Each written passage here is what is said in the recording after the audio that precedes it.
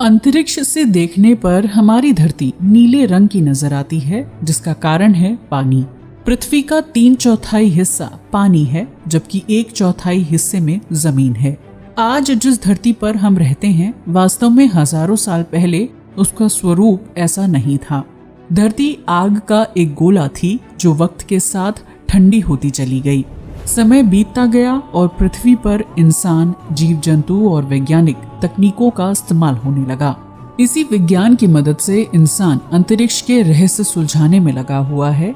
मंगल ग्रह से चंद्रमा तक उड़ाने भरने वाला विज्ञान आज तक एक बात का पता नहीं लगा पाया, और वो है समुद्र की गहराई, जो कितनी है ये कोई नहीं जानता। आज तक इंसान समुद्र का मात्र 15% हिस्सा ही खंगाल पाया है, जबकि समुद्र इससे कहीं ज्यादा विशाल और गहरा है। तो आइए इस वीडियो में जानते हैं कि आखिर समुद्र कितना गहरा हो सकता है। लेकिन इससे पहले ये जान लेते हैं कि धरती पर समुद्र की उत्पत्ति कैसे हुई। धरती का जन्म आज से 4.5 बिलियन साल पहले जब धरती का जन्म हुआ तो वो आग का जलता गोला थी। इसे हेडियन युग कहा जाता है। जब धरती धीरे धीरे ठंडी होने लगी तो उसके आसपास गैस से बने बादलों का निर्माण होने लगा। इन बादलों ने धरती को इस कदर ढक दिया कि वहां सूरज की रोशनी नहीं पहुंच पाती थी। समय के साथ बादल भारी होते चले गए और पानी बारिश के रूप में धरती पर गिरने लगा। लेकिन धरती की सतह उस समय जल रही थी, लिहाजा पानी की बूंदें गिरते ही वो दोबारा भाप बन जाती और बादल का रूप ले लेती। इस प्रक्रिया की वजह से धरती पर लगातार कई साल तक मूसलाधार बारिश होती रही। बारिश की वजह से धरती की सतह ठंडी हो गई और पानी के वाष्पन की प्रक्रिया रुक गई। उस दौरान आसमान से बरसा पानी धरती पर इकट्ठा होने लगा। बारिश के इस पानी ने कई साल तक इकट्ठा होकर समुद्र का रूप ले लिया। वर्तमान में यही समुद्र धरती के 3/4 हिस्से में फैला हुआ है, यानी पृथ्वी का लगभग 71% भाग पानी से ढका हुआ है। क्यों होता है समुद्र का पानी खारा? हमारी धरती पर खनिज पदार्थों के साथ साथ नमक की मात्रा पाई जाती है, जो घुलनशील होता है। बारिश के पानी के साथ ये नमक नदियों और नहरों के माध्यम से समुद्र में जा मिलता है। यहाँ से पानी वाष्पित होकर बादल बनता है और फिर से बारिश के रूप में बरस जाता है। लेकिन पानी के साथ आया नमक वाष्पित नहीं होता और समुद्र के पानी में घुलता चला जाता है। बारिश होने की प्रक्रिया की वजह से बार बार नमक समुद्र के पानी में घुलता है और उसे खारा बना देता है। समुद्र के 3 भाग। समुद्र को गहराई और लाइट के माध्यम से 3 जोन यानी भाग में बांटा जाता है। पहला भाग सनलाइट कहलाता है, जिसे यूफोटिक जोन कहा जाता है। समुद्र के इस भाग तक सूरज की किरणें पहुंचती हैं। दूसरे भाग को ट्विलाइट यानी डायसोफोटिक जोन कहा जाता है। ये जगह गहरे नीले से काले रंग की दिखाई देती है। इस जगह की गहराई पानी की निर्मलता पर निर्भर करती है। तीसरे भाग को मिडनाइट यानी एफोटिक जोन कहा जाता है।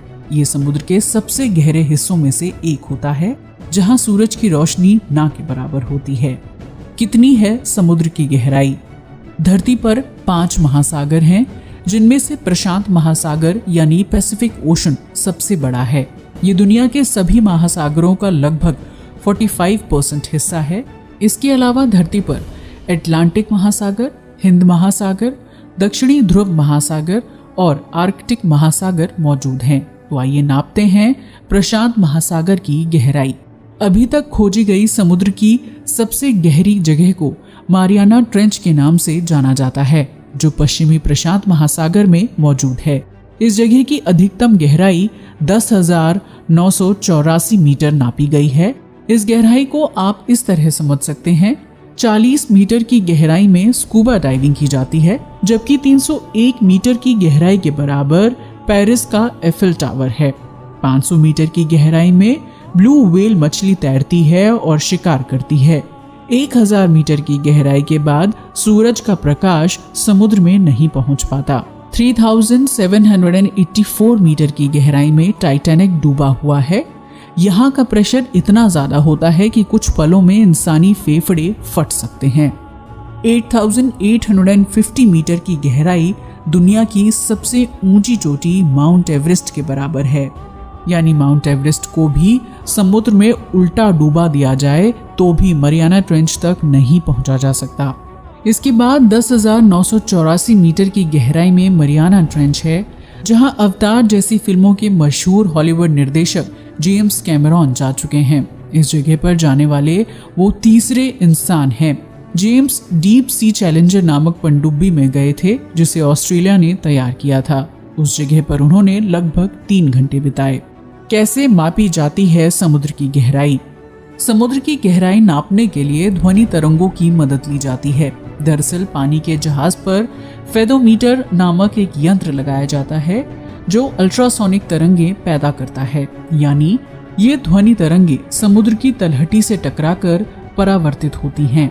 इन ध्वनि तरंगों को प्राप्त करने के बाद वैज्ञानिक उनके जाने और वापस लौटने के समय को आधा करके समुद्री पानी के वेग यानी वेलोसिटी ऑफ साउंड के वैल्यू से गुणा करते हैं, जिसके परिणाम स्वरूप समुद्र की गहराई का पता लगाया जाता है। प्रदूषित होते समुद्र। जल प्रदूषण आज इंसान की सबसे बड़ी समस्याओं में से एक है। समुद्र में दिन ब दिन बढ़ता कूड़ा और इंसानी मल पानी को खराब कर रहा है, जिसकी वजह से जल में रहने वाले लाखों जीव जंतु प्रभावित हो रहे हैं। फैक्ट्रियों से निकलने वाले हानिकारक पदार्थ और शहर की गंदगी पाइप के जरिए सीधे समुद्र में फेंकी जाती है। समुद्र में हर साल लाखों जीव प्लास्टिक खाने की वजह से मर जाते हैं, जबकि कुछ जीव प्लास्टिक और कूड़े में फंसकर अपनी जान गंवा बैठते हैं। चीन एक ऐसा देश है जो रोजाना 60 मिलियन टन प्रदूषित कचरा समुद्र में फेंकता है। इस बात से अंदाजा लगाया जा सकता है कि सालाना समुद्र में कितना कचरा फेंका जाता होगा। हालांकि ऐसा करने वाला चीन अकेला देश नहीं है, बल्कि दुनिया भर के सभी देश कम या ज्यादा किसी न किसी रूप में समुद्र में कूड़ा फेंक रहे हैं, जिसका व्यापक असर देखने को मिलता है। वहीं दूसरी तरफ बढ़ती ग्लोबल वार्मिंग की वजह से समुद्री जीव पर खतरा मंडरा रहा है। इंसानों द्वारा छोड़ी गई 30 से 40% कार्बन डाइऑक्साइड समुद्र और नदियों में मिलकर कार्बोनिक एसिड का निर्माण करता है, जो जलीय जीव जंतुओं समेत इंसानों के लिए हानिकारक साबित होता है। क्योंकि समुद्र का पानी धीरे धीरे एसिड के रूप में बदल रहा है, ये प्रक्रिया धीमी जरूर है लेकिन हानिकारक है। समुद्र इतना विशाल और गहरा है कि इसमें रहने वाले हजारों जीव जंतुओं के बारे में आप और हम जानते तक नहीं। आज की दुनिया भर के वैज्ञानिक समुद्र की गहराई का पता लगाने की कोशिश कर रहे हैं, क्योंकि हो सकता है कि समुद्र का कोई हिस्सा मरियाना ट्रेंच से भी ज्यादा गहरा हो।